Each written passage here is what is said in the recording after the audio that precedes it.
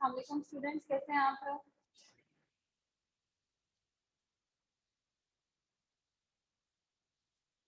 बच्चों आवाज आ रही है? यस मैम आ रही।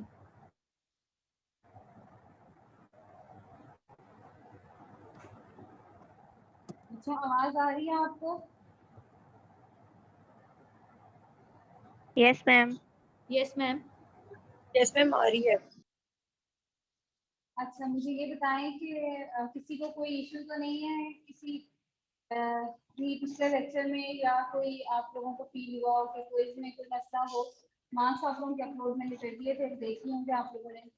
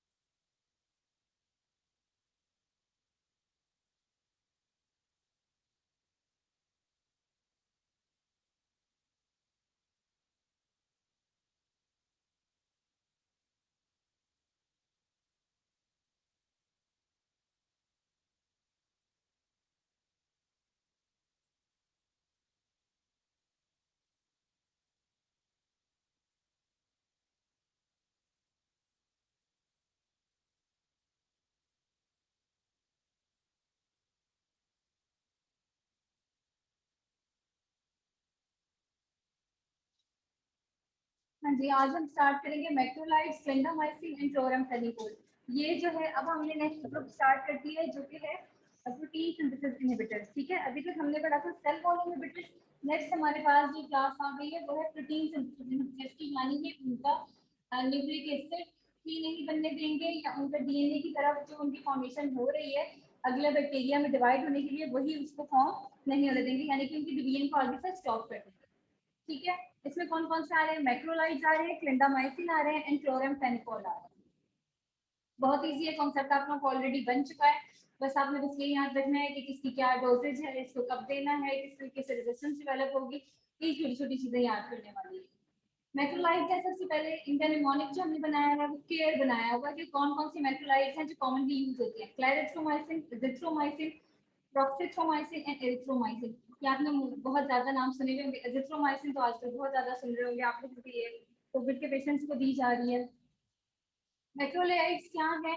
इनमें एक लेक्टोन रिंग प्रेजेंट है, जिसमें उसमें लैक्टैम बीटा लैक्टैम में लैक्टैम रिंग प्रेजेंट था, उसी तरीके से इसमें एक लेक्टोन रिंग प्रेजेंट है, जो कि इफेक्टिव है ग्राम पॉजिटिव और ग्राम नेगेटिव बैक्टीरिया के अगेंस्ट। इसके अलावा माइकोप्लाज्मा रिकेट्सी इन इन्फेक्शन में भी इसको यूज करते हैं, और जिनमें लैक्टैम एंटीबायोटिक से रेजिस्टेंस हो चुकी हो या वो एलर्जिक हो, उनके लिए भी हम इसको मैक्रोलाइड्स को यूज करते हैं। ठीक है, क्लोजली रिलेटेड कंपाउंड्स हैं ये सारे ही, जो कि अभी हमने पढ़े, क्लेरिथ्रोमाइसिन, एजिथ्रोमाइसिन, ये सारे क्लोजली रिलेटेड हैं। इनमें क्या होता है? मैक्रोसाइक्लिक लेक्टोन रिंग है और उसके साथ डीऑक्सी शुगर जो है वो अटैच हुए होते हैं। जो प्रोटोटाइप है इसकी एरिथ्रोमाइसिन है, जो कि हमने स्ट्रेप्टोमाइसिस एरिथ्रियस से डिराइव की है। ठीक है, जो प्रोटोटाइप है वो डिराइव हो गई, और जो बाकी सारी है वो आगे से उसके सेमी सिंथेटिक डेरिवेटिव्स हैं, जिसमें क्लेरिथ्रोमाइसिन और एजिथ्रोमाइसिन आ गया। प्रोक्सिथ्रोमाइसिन बहुत कम यूज होती है। एरिथ्रोमाइसिन की बात करेंगे, पूर्ली सॉल्युबल वाटर में एस्टर्स और सॉल्ट्स के तरीके से इसको डिस्पेंस किया जाता है। बैक्टीरियसिडल है, पर्टिकुलरली जब हायर कंसंट्रेशंस पे देंगे तब। इसके अलावा कैपेसिटी एनहांस कर देती है अल्कलाइन पीएच को। मैकेनिज्म ऑफ एक्शन क्या है? प्रोटीन सिंथेसिस को इनहिबिट करेगी, किस तरीके से? बाइंड कर देगी 50S राइबोसोमल आरएनए पे। जब राइबोसोमल आरएनए पे कर गई तो वो आगे से फिर उसको ट्रांसक्रिप्शन ट्रांसलेशन ही नहीं होगी, और वहां से वही जो है प्रोटीन सिंथेसिस खत्म हो जाएगी। इसकी बाइंडिंग साइट कहाँ होती है? पेप्टाइड ट्रांसफरेज सेंटर जो होता है, वहां पे इसकी बाइंडिंग साइट होती है। ट्रांसपेप्टाइडेशन है क्या चीज जहाँ पे बाइंड करिए? ट्रांसपेप्टाइडेशन प्रोसीजर है जिससे पेप्टाइड चेन की इलोंगेशन हुई थी, इसने इसको प्रिवेंट कर दिया। ठीक है, इसके अलावा फॉर्मेशन रोक देती है 50s राइबोसोमल सब यूनिट की। ये इसका मैकेनिज्म ऑफ एक्शन हो गया। यही सेम मैकेनिज्म ऑफ एक्शन जो है सारी ही प्रोटीन सिंथेसिस इनहिबिटर्स जितने भी हैं उनका होगा। एंटी माइक्रोबियल एक्टिविटीज की किस के अगेंस्ट है? ग्राम पॉजिटिव के, ग्राम पॉजिटिव ऑर्गेनिजम्स में और gram negative organisms such as Neisseria species में। ठीक है,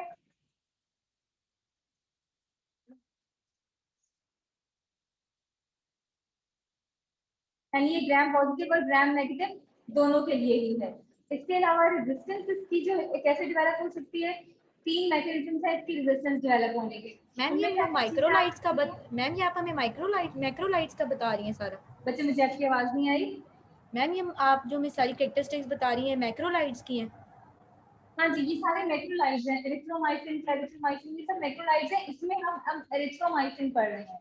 ठीक है, एरिथ्रोमाइसिन मैक्रोलाइट्स हैं ये सारे, और इसमें से एरिथ्रोमाइसिन जो है वो प्रोटोटाइप है और बाकी सारे हमने उससे डिराइव किए हैं, सेमी सिंथेटिक डेरिवेटिव्स हैं उसके। ठीक है, इसलिए हम जो प्रोटोटाइप मेन ड्रग है एरिथ्रोमाइसिन उसको हम देख रहे हैं। Alright, okay ma'am. रेजिस्टेंस इसकी बाकी सबका भी सेम सेम ही मैकेनिज्म होगा।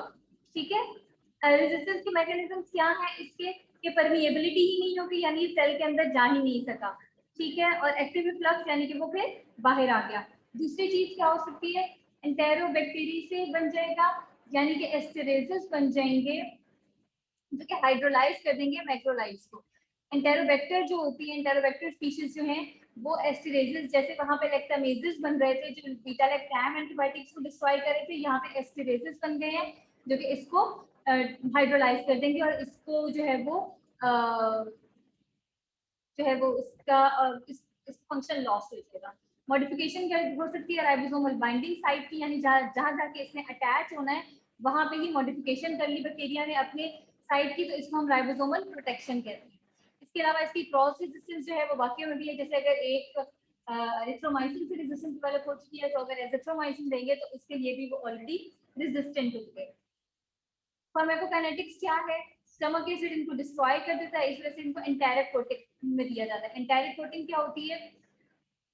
यानी कि जो टैबलेट्स होती हैं उनके ऊपर एक कोटिंग दी जाती है जो उनको सेव करके रखती है, ताकि वो जब जहाँ पे टारगेट उसका ऑर्गन है वहां पे जाके ही अपना फंक्शन शो करे।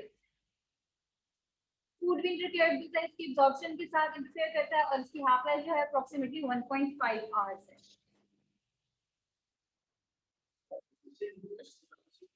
एक सेकंड रुकिएगा।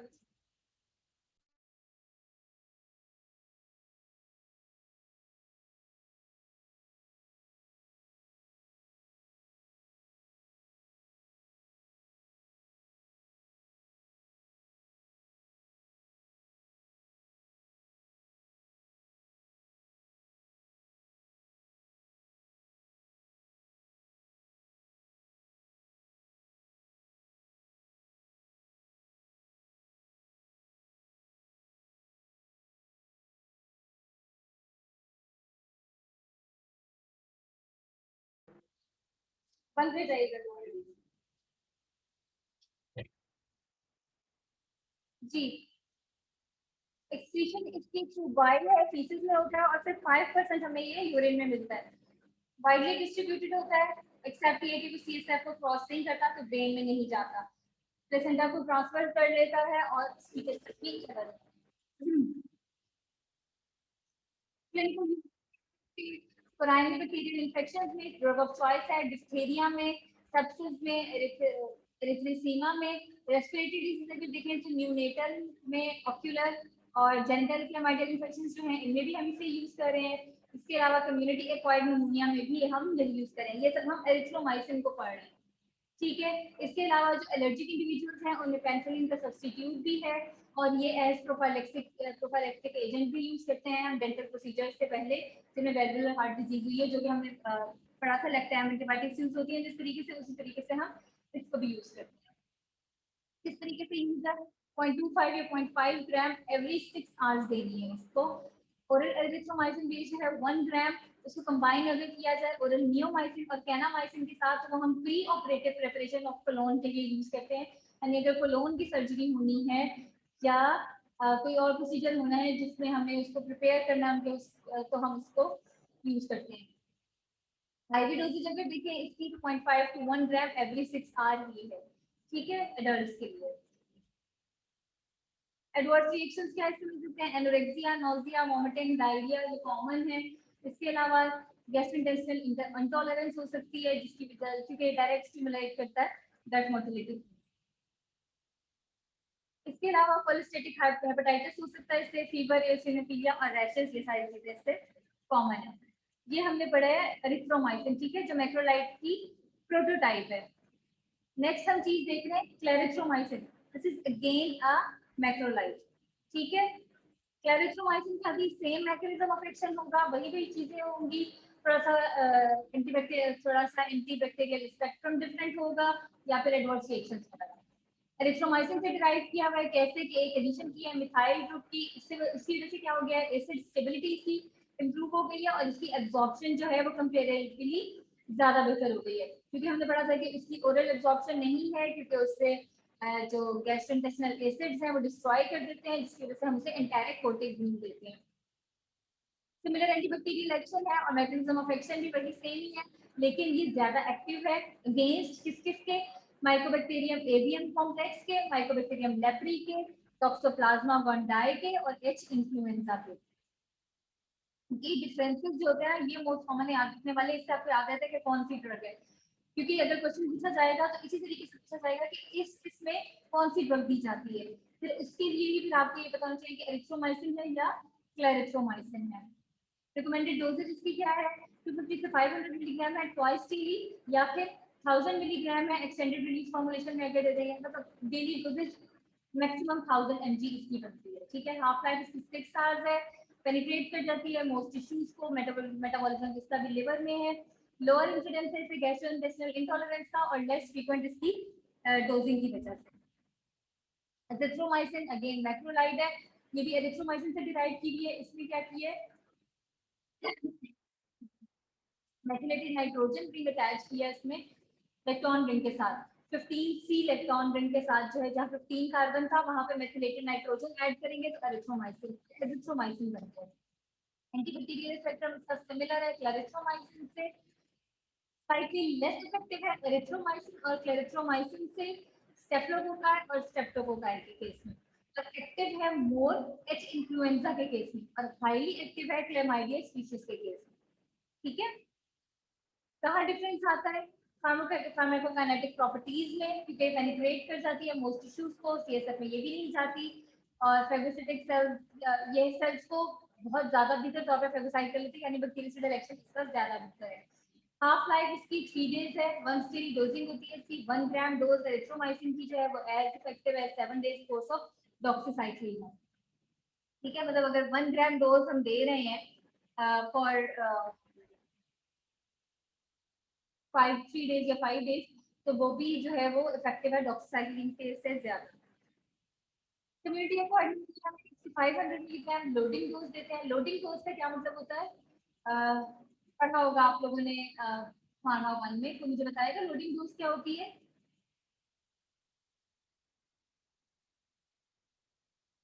जी बच्चों, किसी को आइडिया है व्हाट इज लोडिंग डोज? मेरी आवाज आ रही है?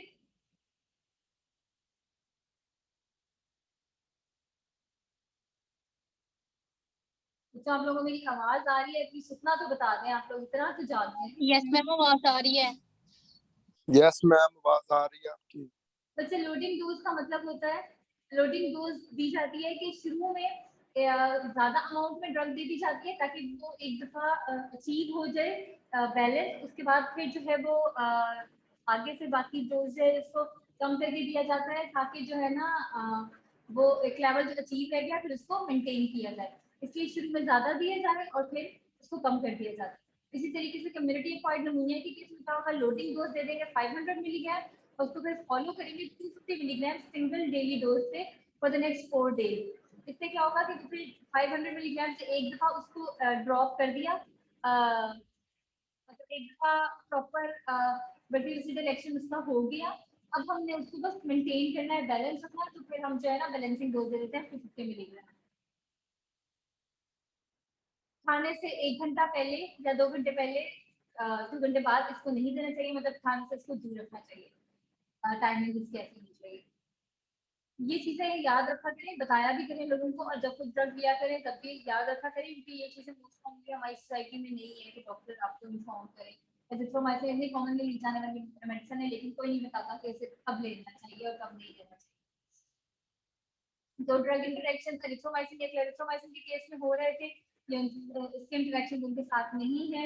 और इसके अलावा साइटोक्रोम P450 एंजाइम इसको नहीं करता, क्योंकि 3 मेंबर इलेक्ट्रॉनिक का साइटोक्रोम P450 उसको नहीं डिस्ट्रॉय करता, इस वजह से इसकी मेटाबॉलिज्म जो लिवर वाला था वो नहीं है इस केस में। ठीक है, एजिथ्रोमाइसिन का दिखाया हुआ है, रूट्स इसके आईवी हैं या परकोरल है। अपर रेस्पिरेटरी ट्रैक्ट इन्फेक्शन में जो बैक्टीरियल इन्फेक्शन होंगे उसमें यूज होती है। मोस्ट कॉमन इसका use upper respiratory tract infection में ही है, इसी वजह से इसे जो है वो कोविड के केस में भी यूज किया जा रहा है। ठीक है, अनकॉम्प्लिकेटेड स्किन या स्किन स्ट्रक्चर इन्फेक्शन हैं उस केस में। और रेस्पिरेटरी ट्रैक्ट इन्फेक्शन में कौन कौन से हैं, उनमें सेक्सुअली ट्रांसमिटेड डिजीजेस में, और 7 डे का इसका कोर्स किया जाता है सिंगल डेली डोजेज में। और जो एडवर्स इफेक्ट्स आएंगे उसमें क्या क्या आ जाएगा, nausea, vomiting, diarrhoea, abdominal pain और सुपर इन्फेक्शन हो सकते हैं। ठीक है, इसके बारे में तो आप लोगों को पता होना ही चाहिए, आजकल इतनी ज्यादा यूज हो रही है। सुपर इन्फेक्शन इसके कितने ज्यादा आ रहे हैं कि फंगल इन्फेक्शन हो रहे हैं, टंग डिस्टर्बेंसेस हो रही हैं, वाइट पैचेस डेवलप हो रहे हैं। क्लिंडामाइसिन एक नेक्स्ट ड्रग है, ये क्लोरीन सब्स्टिट्यूट डेरिवेटिव है लिंकोमाइसिन का। कहाँ से हमने इसको लिया है, स्ट्रेप्टोमाइसिस लिंकोलेंसिस से एलैबोरेट किया है इसे हमने। ये भी प्रोटीन सिंथेसिस इनहिबिटर है, इंटरफेयर करती है इनिशिएशन कॉम्प्लेक्सेस को और अमाइनो एसिड ट्रांसलोकेशन को। ठीक है, कहाँ बाइंड करती है, इसकी 50 सब यूनिट बैक्टीरियल राइबोसोम पे, जैसे कि एरिथ्रोमाइसिन की थी उसी तरीके से। रेजिस्टेंस उसकी कैसे डेवलप हो सकती है कि म्यूटेशन हो जाए राइबोसोमल रिसेप्टर साइट की, मॉडिफिकेशन हो जाए रिसेप्टर की, कॉन्स्टिट्यूटिवली एक्सप्रेस मेथिलेज, या फिर एंजाइमेटिक इनएक्टिवेशन हो जाए क्लिंडामाइसिन की। इसका एंटीबैक्टीरियल स्पेक्ट्रम क्या है, स्ट्रेप्टोकोकस, स्टेफिलोकोक्कस और नोमोकोसाइट के अगेंस्ट काम करती है, बोथ ग्राम पॉजिटिव और ग्राम नेगेटिव इनर रूट्स में ससेप्टेबल है। इसके अलावा gram positive and gram negative aerobic organisms में इसकी पुअर परमिएबिलिटी और वो इससे रेजिस्टेंट है। यानी एनारोब्स में इसका अच्छा स्पेक्ट्रम है, एनारोब्स में, जबकि एरोबिक केस में देखा रहा है कि उनकी पास की परमिएबिलिटी ही कम है, इस वजह से वो रेजिस्टेंस है। तो इसकी क्रॉस रेजिस्टेंस है मैक्रोलाइट से, यानी जो मैक्रोलाइट से इंप्रूवमेंट होते सीधे रेजिस्टेंट हो जाते हैं। मैक्रोलाइट जो भी हमने पढ़े पीछे एजिथ्रोमाइसिन, क्लेरिथ्रोमाइसिन वगैरह। और मैक्रोकाइनेटिक्स इसकी क्या है, पेनिट्रेट कर जाती है विद ब्रेन भी, यानी केसेस को भी क्रॉस कर सकती है, एज वेल एज एब्सेसिस को भी जहां पे प्रेजेंट होंगे उनको। मेटाबॉलिज्म इसका भी लिवर में है, एक्सक्रीशन इसकी बाइल और यूरिन में है, हाफ लाइफ 2.5 आवर्स है। ओरल डोज इसकी एवरी 8 आवर्स दी जाती है, 0.15 से 0.3 ग्राम तक। आईवी अगर देंगे तो 600 मिलीग्राम देंगे एवरी 8 आवर्स। अच्छा, इन चीजों को याद रखिएगा, यहाँ पे तो मिलीग्राम ना लिख दे, 0.15 से 0.3 मिलीग्राम, और यहाँ पे 600 मिलीग्राम, ये चीजें नोट कीजिएगा। क्लिनिकल यूजेस के क्या है, केरासोफिशियल इन्फेक्शंस में जो स्ट्रेप्टोकोकस या स्टेफिलोकोकस है, कम्युनिटी एक्वायर्ड स्टेज है, मेथिसिलिन रेजिस्टेंट एसओरियस के, जो कि कॉमन कॉज है skin and soft tissue infections का। एनारोबिक इन्फेक्शंस अगर हो जाए बैक्टीरियोइड स्पीशीज से। इसके अलावा इसको कंबाइन किया जाता है अमाइनो ग्लाइकोसाइड या सेफलोस्पोरिन के साथ, जो हमने पहले पढ़े थे। तो ट्रीट करते हैं पेनिट्रेटिंग वुंड्स को जो कि एब्डोमेन और गट के होते हैं। क्लिनिकल यूजेस के क्या है, फीमेल जेनिटल ट्रैक्ट के सेप्टिक अबॉर्शन अगर हो जाए, पेल्विक एब्सेंस हो या पेल्विक इन्फ्लेमेटरी डिजीज हो, उस केसेस में इनको यूज करते हैं, और लंग एब्सेंस में। अल्टरनेटिव है टू पेनिसिलिन एलर्जी, जिनको पेनिसिलिन से एलर्जी होगी उनमें दिया जाता है, प्रोफाइलैक्टिकली यूज होता है एंडोकार्डाइटिस के पेशेंट्स में, वेलुलर हार्ट डिजीजेस के पेशेंट्स में, जिनमें डेंटल प्रोसीजर्स करने होंगे। क्लिंडामाइसिन, प्रेस्प्रेमाकोइन हम यूज करते हैं, जो कि इफेक्टिव है ट्राइमेथोप्रिन सल्फामेथाक्साजोल का ऑल्टरनेटिव है ये। ठीक है, ये आगे पढ़ेंगे हम सारे। एडवर्स इफेक्ट जिसमें क्या है, डायरिया, नोजिया, स्किन रैशेस हो सकते हैं, लिवर फंक्शन इम्पेयर हो सकता है, न्यूट्रोपीनिया। रिस्क फैक्टर्स जो है डायरिया कोलाइटिस के वो किस वजह से आ रहे हैं, क्लॉस्ट्रिडियम डिफिसाइल की वजह से। नेक्स्ट आ गई है क्लोरमफेनिकोल। क्लोरमफेनिकोल क्या है, न्यूट्रल और स्टेबल कंपाउंड है ये, और वाटर में सॉल्युबल नहीं होता, सिर्फ अल्कोहल में सॉल्युबल होता है। इसको पैरेंटल दिया जाता है, एडमिनिस्ट्रेशन इसकी जो है वो हाईली वाटर सॉल्युबल केस में दी जाती है। मैकेनिज्म ऑफ एक्शन क्या है, पोटेंट इनहिबिटर है, माइक्रोबियल प्रोटीन सिंथेसिस का बाइंड कर जाता है रिवर्सिबली, ये सभी यूनिवर्सल राइबोसोम इनहिबिट कर देता है पेप्टाइड बॉन्ड की फॉर्मेशन को। बैक्टीरियोस्टैटिक है और ब्रॉड स्पेक्ट्रम है। रेजिस्टेंस किससे डेवलप हो जाती है, किसी वजह से लेस परमिएबल हो जाएगा, या क्लोरमफेनिकोल एसिटाइल ट्रांसफेरेजेस डेवलप हो जाएंगे जो कि इनएक्टिवेट कर देंगे ड्रग। अगेन ये बैक्टीरिया प्रोड्यूस करेगा एसिटाइल ट्रांसफेरेजेस जो कि उसको इनएक्टिवेशन कर देंगे। इनकी माइक्रोबियल एक्टिविटीज की बहुत एरोबिक और एनारोबिक के अगेंस्ट है, दोनों ग्राम पॉजिटिव और ग्राम नेगेटिव। इसके अलावा रिकेट्सी के लिए भी, लेकिन क्लैमाइडियल इन्फेक्शंस में इसका रोल नहीं है। बैक्टीरियल एक्शन अपना शो करता है इन्फ्लुएंजा के केस में, निजेरिया, मेनिंजाइटिस के केस में, और सम बैक्टीरियाइड जो है उनके स्ट्रेन के लिए। रैपिडली और कंप्लीटली एब्जॉर्ब हो जाते हैं, सारे बॉडी टिश्यूज में पहुंच जाते हैं इंक्लूडिंग सीएनएस।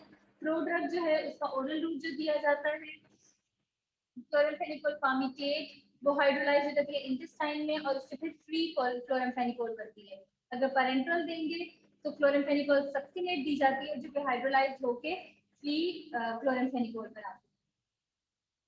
कैसे इनएक्टिविटी हो सकती है, कॉन्जुगेशन हो जाए ग्लूकुरोनिक एसिड के साथ, या रिडक्शन हो जाए एराइल अमाइंस की, मतलब ये रिड्यूस होके इनएक्टिव एराइल अमाइंस बनाते हैं। इसके अलावा जो एक्टिव क्लोरमफेनिकोल है वो 10% होती है, और जो इसकी इनएक्टिव डिग्रेडेशन प्रोडक्ट्स होती है 90%, वो यूरिन में एक्सक्रीट हो जाती है।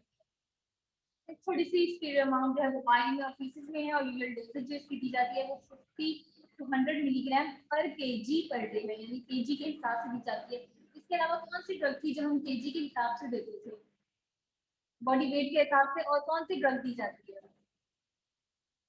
याद है किसी को कुछ? मैम क्या दोबारा बताएं, क्या कह रही हैं? बेटा मैं पूछ रही हूँ कि कौन सी ऐसी ड्रग है जो बॉडी वेट के हिसाब से हम देते हैं, इसके अलावा किस और किस ड्रग की डोजेज हमने पढ़ी है कि per kg of the body weight दी जाएगी?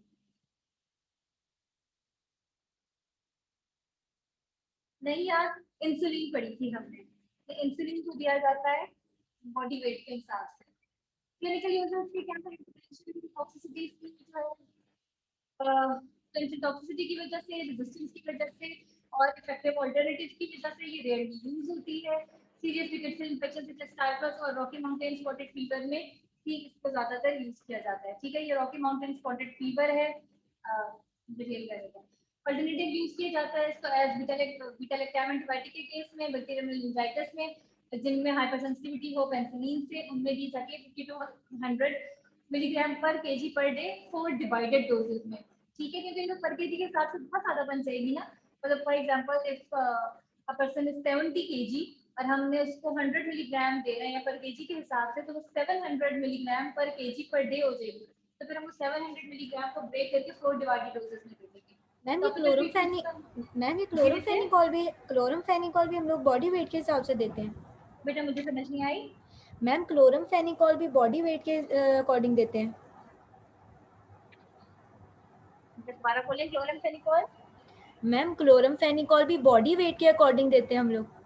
जी जी, क्लोरमफेनिकोल की ही हम बात कर रहे हैं बेटे, कि क्लोरमफेनिकोल की ही बात चल रही है कि उसे हम बॉडी वेट के अकॉर्डिंग देंगे। ये लिखा हुआ है पर केजी, ठीक है, जितना वेट होगा उसके हिसाब से देंगे। तो अगर एक बंदा 70 केजी का है तो हमने उसे अगर 100 मिलीग्राम देनी है तो 7000 milligram per kg per day हो जाएगी। तो फिर हम उसको 4 डिवाइडेड डोजेस में देते हैं। ठीक है, टॉपिकल ट्रीटमेंट, इसका टॉपिकल का मतलब होता है जो हम सिर्फ अप्लाई करते हैं स्किन वगैरह पे। टॉपिकल ट्रीटमेंट इसका आई इन्फेक्शन में है, उसके लिए इसका ब्रॉड स्पेक्ट्रम है, और पेनिट्रेशन इसकी जो होती है वो ओकुलर टिश्यूज में और एक्वस ह्यूमन में अच्छी होती है, इस वजह से इसको यूज किया जाता है। एडवर्स रिएक्शन इसके जीआई डिस्टर्बेंसेस है, नोजिया, वॉमिटिंग, डायरिया, ये तो हर चीज में कॉमन भी है। ओरल और वजाइनल कैंडिडाइसिस है। कैंडिडाइसिस क्या होता है? फंगल इन्फेक्शन होते हैं। कैंडिडा फंगस होती है, उसके इन्फेक्शन होते हैं, इसे कैंडिडाइसिस कहते हैं। रेड सेल की सप्रेशन हो जाती है, डोज रिलेटेड होती है, बट दैट इज रिवर्सिबल। वो आगे जब हम इसका यूज खत्म हो जाएगा तो वो फिर वापस आ जाती है। अगर एक्सीड कर जाए dose 50 milligram per kg per day after 1 to 2 week, यानी अगर बहुत ज्यादा प्रोलॉन्ग यूज हो जाएगा तो फिर उसमें आता है। एप्लास्टिक एनीमिया हो सकता है। इडियोसिंक्रेटिक रिएक्शन है, अनरिलेटेड टू डोज है, इसका डोज का फर्क नहीं। अगर एप्लास्टिक एनीमिया देखा गया है उन पेशेंट्स में जिनमें इसका ट्रीटमेंट दिया जा रहा था, बट दैट इज अननोन कि वो क्यों रिएक्शन आया, और डोज बहुत ज्यादा डोज से या कम डोज से उसको फर्क नहीं पड़ा, अनरिलेटेड था। ग्रे बेबी सिंड्रोम क्या है? ग्रेव न्यू बॉर्न इन्फेंट जो होते हैं जिसमें ग्लूटानोनिक एसिड कंजुगेशन मैकेनिज्म जो होता है वो नहीं होता, ठीक है। उनमें डोजेज अगर दी जाए 50 milligram per kg per day से अबव, तो वो एक्यूमुलेट कर देगी, वॉमिटिंग होगी, फ्लेक्सिडिटी होगी, हाइपोथर्मिया और ग्रे सा कलर हो जाएगा। हाइपोथर्मिया क्या होता है? टेम्परेचर बहुत डाउन हो जाएगा, ठीक है। उसकी वजह से बच्चों में इस किस्म की एक अपेयरेंस नजर आएगी जिसमें पेल और ब्लू से स्किन है, और आईज जो है वो लिथार्जिक है। लिथार्जिक का मतलब होता है डल या डिलेड रिस्पॉन्स जिनके आ रहे होंगे उन्हें कह सकते हैं। पेल और ब्लू स्किन की वजह से हमने उसको नाम दे दिया ग्रे बेबी सिंड्रोम का। होगा क्या इसमें? शॉक, मस्कुलर कोलैप्स हो सकता है। इसको प्रिवेंट करने के लिए क्या किया जाता है कि डोज को केयरफुली एडमिनिस्टर किया जाए पेशेंट्स में, इन्फेंट्स में स्पेशली, और 50 milligram per kg per day के हिसाब से लो बिलो रखा जाए, इससे ज्यादा दी ही ना जाए। एडवर्स रिएक्शन इसके क्या आ सकते हैं? इनहिबिट कर देती है हेपेटिक माइक्रोसोमल एंजाइम्स को, मेटाबोलाइज कर देती है सेवरल ड्रग्स को। हाफ लाइफ जो है इन ड्रग्स की प्रोलॉन्ग कर देती है। या क्लोरामफेनिकोल की बात करें तो इन ड्रग्स की हाफ लाइफ को प्रोलॉन्ग करती है। किसकी? फेनिटोइन की, टॉर्ब्यूटामाइड की, क्लोरोप्रोपामाइड की और वारफेरिन की। नेक्स्ट समरी है कि एरिथ्रोमाइसिन क्या कह रही है? एरिथ्रोमाइसिन, क्लिंडामाइसिन और क्लोरामफेनिकोल। एरिथ्रोमाइसिन का एक चार्ट में बनाया है, मुझे मिल गया था तो मुझे अच्छा लगा, मैंने इसे ऐड कर दिया। आप लोग देख लीजिएगा अगर आप लोग को कंफर्टेबल लगे। इस तरीके से हमने लास्ट में बात की थी कि किस तरह का चार्ट होना चाहिए, तो मुझे इसके लिए मिला था। एरिथ्रोमाइसिन है प्रोटेक्ट करता है बैक्टीरियल प्रोटीन सिंथेसिस को, 50 राइबोसोमल यूनिट पे अटैच करके। बैक्टीरियोस्टैटिक एक्टिविटी है अगेंस्ट ससेप्टेबल बैक्टीरिया। किस किस में यूज हो रहा है? कम्युनिटी एक्वायर्ड निमोनिया में, पर्टुसिस में, कोराइनोबैक्टीरियम में और क्लेमाइडल इन्फेक्शंस में। अब आप इसमें ये कर सकते हैं कि जो चीजें इसमें मिसिंग है हमने लेक्चर में पढ़ी है वो आप इस टेबल में ऐड करते जाएं, ठीक है। क्लिंडामाइसिन है वो क्या? वो भी वही 50 राइबोसोमल यूनिट को प्रोटेक्ट कर रहा है। बैक्टीरियोस्टैटिक एक्टिविटी है किस किस के अगेंस्ट? स्किन और सॉफ्ट टिश्यू इन्फेक्शंस में यूज हो रहा है। क्लिंडामाइसिन क्लोरामफेनिकोल है, प्रिवेंट कर रहा है बैक्टीरियल प्रोटीन सिंथेसिस को। बैक्टीरियोस्टैटिक प्रॉपर्टी है किसके अगेंस्ट? यूज इसका क्या है? सीरियस टॉक्सिसिटीज की वजह से इसका यूज कम है उसमें, और बाकी भी बताया हुआ है कि कहाँ कहाँ पे इसका क्या है, डोजेज वगैरह बताएंगे, ठीक है। आप लोग चाहें तो ये हमने डिस्कस किया था कि एक किस्म का चार्ट हमारा होना चाहिए, इसमें से मैंने ऐड कर दिया। ये उतना एक्यूरेट नहीं है जितना हमने जिस हिसाब से हमने लेक्चर में पढ़ा है, वो सारी बातें इसमें कवर्ड नहीं हुई हुई। आप लोग इसमें अपनी मर्जी की चीजें ऐड कर सकते हैं, या इस किस्म का चार्ट लेक्चर में से निकाल के आप लोग खुद बना सकते हैं, ठीक है। कोई चीज जो नहीं समझ में आई हो बच्चों को बता दें मुझे, इसको डिस्कस कर लेते हैं।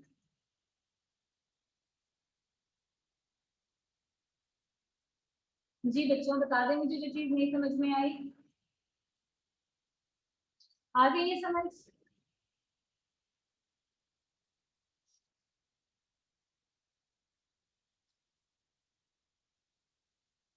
ओके।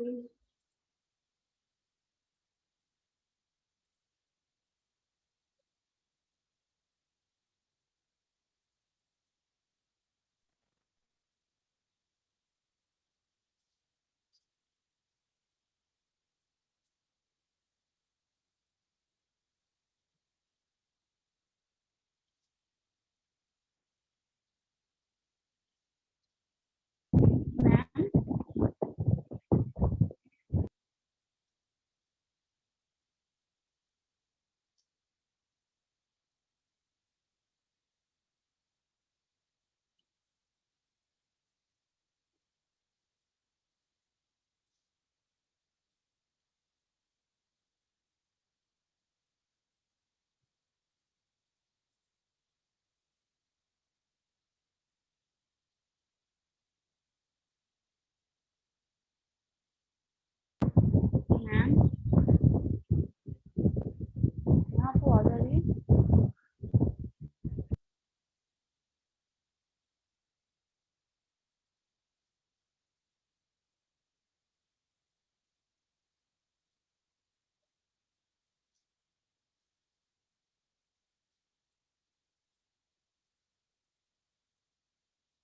अच्छा हमारा एक कंसर्न भी है।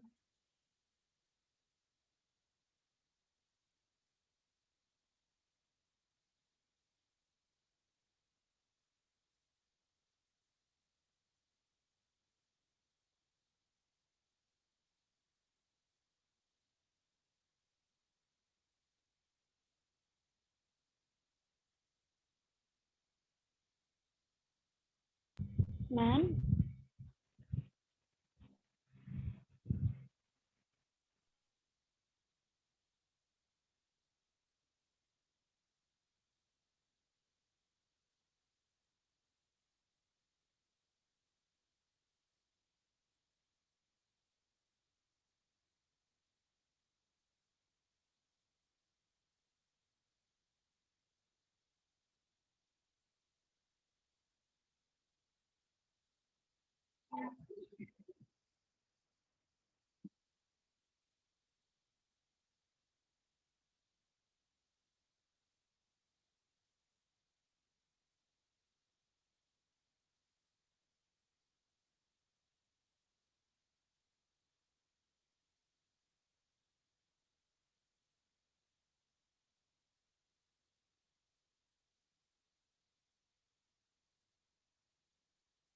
जी बच्चों, नवीन कुछ कहना है बेटे आपने?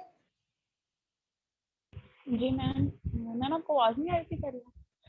जी बच्चे, मैम आपको आवाज़ आ रही है? जी आवाज आ रही है, लेकिन बेटा थोड़ी अलाउड बोलें। मैम मैं ये कह रही थी कि इसका एक क्विज और होना है फार्माकोलॉजी का। जी बच्चे, एक क्विज और होना है, इसी वजह से इसकी परसेंटेज जो है वो मैंने 5% रखी है।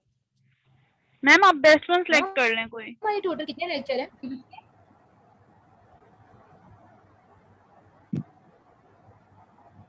मैम हमारी क्या टोटल कह रही इसके हैं कितने बेटा? लेक्चर, मैम फार्मा के हमारी टोटल कितने लेक्चर हैं?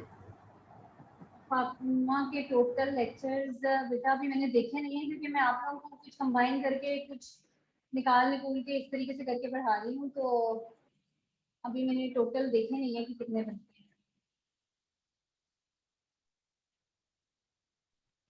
बस मैम खत्म आप होने क्विज वाले में हैं, बेस्ट थोड़े वन से सेलेक्ट लेक्चर्स रह कर गए हैं। लें। थोड़े से लेक्चर्स रह गए हैं हमारे, आप लोग इसमें मैंने आप लोगों के एलएमएस पे अपलोड किया हुआ है कोर्स आउटलाइन, जो जो चीजें हमने पढ़नी है उसमें से देख लेंगे कितनी चीजें रह गई हैं पढ़ने वाली, बस वो देख लेंगे हम।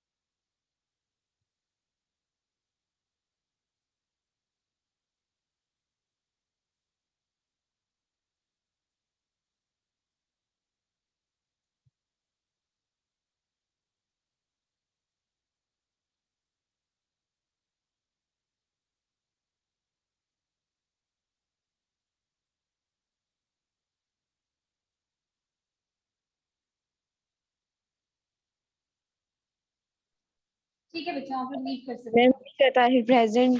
मुझे आवाज ही नहीं आ रही थी आपकी। जी बच्चे, विशा ताहिर। बेटा लग गई है। ओके। ठीक है, आप लोग लीव कर सकते हैं। अल्लाह हाफिज। मैम रबिया अभी जी बच्चे,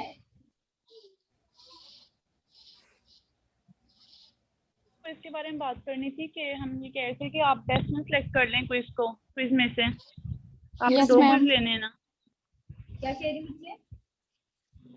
ma'am best one quiz select कर लें अगर आपने 2 क्विज लेने हैं तो, ये कह रहे हैं हम। पहले ही दिखा दी थी कि मैं 2 क्विज लूंगी और उनके इस तरीके से परसेंटेजेस ताकि इसकी परसेंटेज कम हो जाए। बेटा बेस्ट वन में भी मैम बेस्ट वन ही कर लें, और भी टीचर्स ऐसे कर रहे हैं। ये तो एक लेक्चर था, वो एंटीबायोटिक वाला लेक्चर तो कुछ था ही नहीं, बेसिकली तो बीटा लैक्टम वाला था, तो कुछ भी नहीं था, सिर्फ ऑल इनहिबिटर्स वाला था, समझ रहे बस। तो कोई नहीं, बस ये इसी तरीके से 5% होगी और ये ऑलरेडी बता दिया गया था आप लोगों को, अब चेंज नहीं होगा। असेसमेंट प्लान एक दफा आप लोगों को हो जाए, वो चेंज नहीं। मैम ये जो भी क्विज हुए थे 10% का था तो 5% का? 5% है। ओके। ठीक है बच्चों, आप लीव कर सकते हैं। अल्लाह हाफिज। अल्लाह हाफिज।